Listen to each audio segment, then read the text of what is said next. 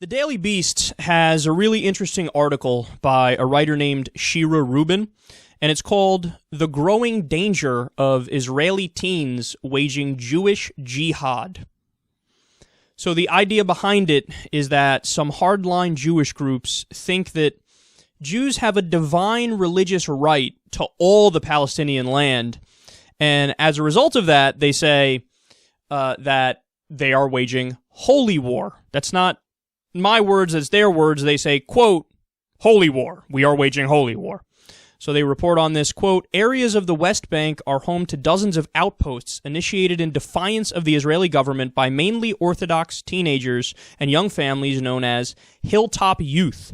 But these communities are also breeding a zealous culture of Jewish militancy that has led to intensifying attacks on Palestinian towns. They reflect the growth of the so-called price tag movement, whose adherents have vowed since 2005 that every time the Israeli government attempts to curb the West Bank settlement movement, often under international pressure, they will exact a price in the form of attacks on Palestinian properties or persons.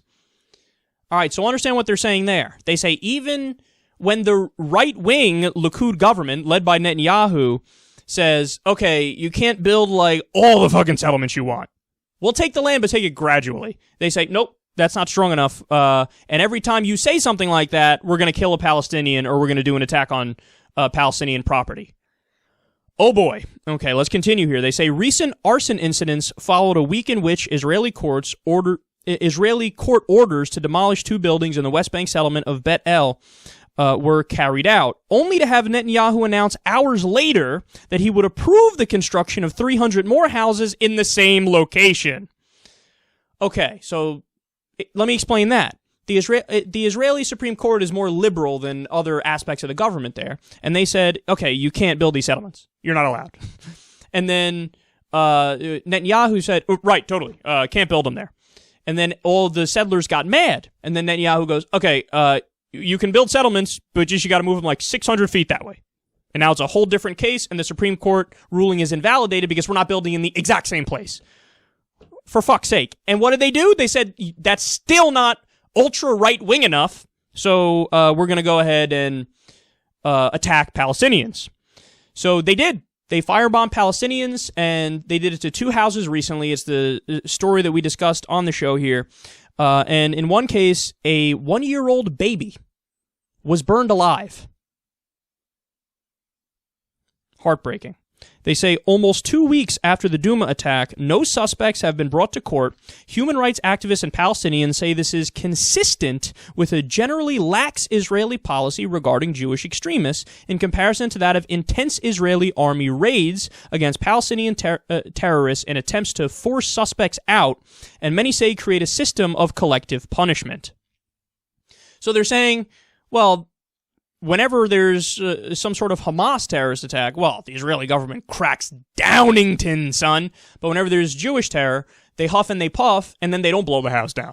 They're like, oh, this is wrong and terrible, and we couldn't figure out who did it. Not kidding. Wait, I'm going to give you the facts on that in a second. So there's been thousands of attacks over the past decade, and they say they're getting more militant, too. Since 2013, there were 43 attacks carried out with the intention of harming people. And they send their youngest members to do it also because they say, well, it's harder to prosecute them, so they can get away with it. And they feel like they have this sense of impunity. It's amazing, man. This is amazing. This is not... People do not talk about this kind of terrorism nearly as much as they should. Now, you guys know, you watch the show, you listen to the show, you know. How many times have we spoken about Al-Shabaab? How many times have we spoken about Boko Haram? How many times have we spoken about ISIS? How many times have we spoken... We just discussed the 4th machete hack to death of an atheist blogger in Bangladesh. We are all over it when it's Muslim fundamentalist terrorism. We are all over it when it's Christian fundamentalist terrorism. We all are all over it when it's state violence, which is basically neocon terrorism. We also need to be all over it when it's Israeli settler terrorism. Orthodox Jewish terrorism. Okay. So the most chilling part of the article, you ready for this? They say, quote, fewer than 8% of the cases of Jewish attacks on Palestinians have resulted in indictments, and a number are known to have been ignored with no proper investigation. Whoa. That is red flags galore. Because remember, Netanyahu just lectured Abbas and said, you know, the difference between us good Israelis and you icky Palestinians is that, well, you guys name your squares after terrorists, whereas here, we go after our terrorists. 8%. Now, some people, naive people might say, well, they tried and they just couldn't get it, bro. They couldn't get it. What's the problem with that argument? I just told you. They know exactly where the settler terrorists are, where they live, and the camps they have. They have names for the groups. The groups are not hiding. They're right there. They're telling you who they are, quite literally. They're in your face about it. But still, whoops, we only got 8% of them. Well, you'll forgive me if I don't believe that the right-wing Israeli government, albeit center-right, but that Netanyahu is still uber-far-right, if I don't believe that they really are trying their hardest to crack down here. Whenever it's a Hamas terrorist attack, not only do they go after the Hamas individuals who did it, they'll do incursions into Gaza where they end up killing majority civilians and thousands of people will die. But when it's a Jewish terrorist, they huff and they puff, and then they don't even get indictments, never mind convictions. And that's sad to see, man. Look, you want to know how you solve this problem once and for all? You actually do a two-state solution at the 1967 borders. You build a gigantic wall. You have both parties be members at the UN, and you respect Palestinian statehood. If you build a big wall and go to the 1967 borders, then by definition, anybody who wants to go beyond that, well, they are wrong and they are the aggressors. But see, right now, Netanyahu doesn't want to agree to that. Why? Because, now it's all up in the air and it's all a matter of opinion. Oh, well, the settlers, rogue settlers took more territory. Whoops. I mean, I condemn it, but am I really going to go crack down on it? Well, maybe we'll shut down this settlement, but then open one right next door, and that's totally fine. No, it's mission creep.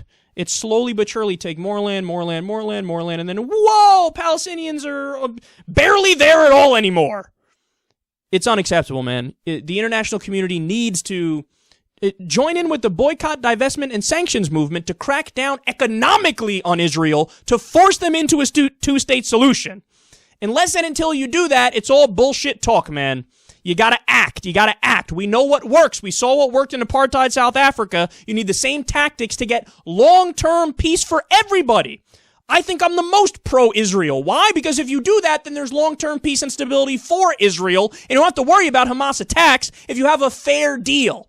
Or, let me rephrase that. It's not like all Hamas attacks will go away, and it's not like all ultra-right-wing Jewish attacks will go away. No. But what you will have is much less fighting if you do a fair two-state solution. So let's get on that.